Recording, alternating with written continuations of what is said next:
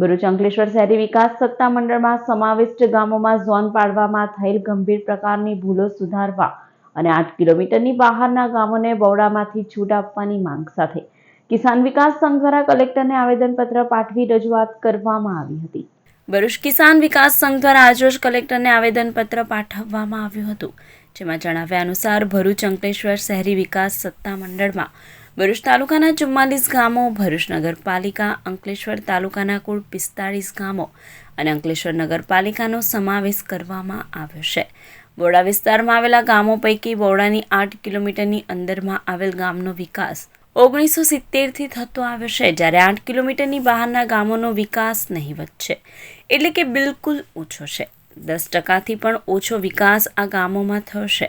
બોડા દ્વારા ડેવલપમેન્ટ પ્લાન્ટમાં ઝોન પાડવામાં આવ્યા હતા, જેમાં ઝોન દર્શાવવામાં ગંભીર પ્રકારની ભૂલો કાઢવામાં આવી છે, જેના કારણે બોડા વિસ્તારમાં આવતા ગામડાઓમાં કરોડો રૂપિયાનું નુકસાન થઈ રહ્યું છે। ત્યારે ભરૂચ અંકલેશ્વર શહેરી વિકાસ સત્તામંડળ ભરૂચમાં સમાવેલ ગામોમાં ઝોન પાડવામાં થયેલ ગંભીર પ્રકારની ભૂલો તાત્કાલિક સુધારવામાં આવે અને 8 કિલોમીટરની બહારના ગામોને મુક્તિ આપવાની માંગ કરી હતી। સાથે જ પૂર અસરગ્રસ્ત ખેડૂતોને સહાય ચૂકવવાની પણ માંગ કરવામાં આવી હતી।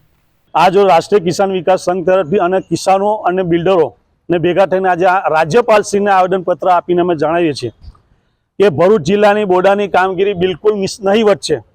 આમાં બોડામાં ભ્રષ્ટાચાર એટલો બધો છે કે લોકોની ફાઇલોનો નિકાલ થતો નથી। 2017થી જે નગર નિયોજક પાસે આ લોકોએ જે દરખાસ્ત મોકલેલી એ દરખાસ્ત ત્યાંથી પસાર થઈને આવેલી, છતાં પણ અહીંયા બોડામાં સેંકડો ફાઇલો પડેલી, જેનો કોઈ નિકાલ કરવામાં આવતો નથી। બીજી એક વાત કે આ જે 99 ગામ ભરૂચ તાલુકાના અંકલેશ્વર તાલુકાના જે 99 ગામ આવેલા છે, આ 99 ગામની અંદર ઝોન ફેરવાની અંદર એટલી બધી ભૂલો કરેલી છે કે જે અત્યારે જ્યાં રેસિડન્ટ છે ત્યાં એગ્રીકલ્ચર ઝોન છે અને જ્યાં એગ્રીકલ્ચર ઝોન છે બફર ઝોન છે, આવા ઝોનની જે વિસંગતતા છે એટલી દૂર થવી જોઈએ। અમુક ખેતરો એવા છે કે અડધું રેસિડન્ટ ઝોનમાં છે ને અડધું ગ્રીન ઝોનમાં છે, તો કિસાને શું કરવું?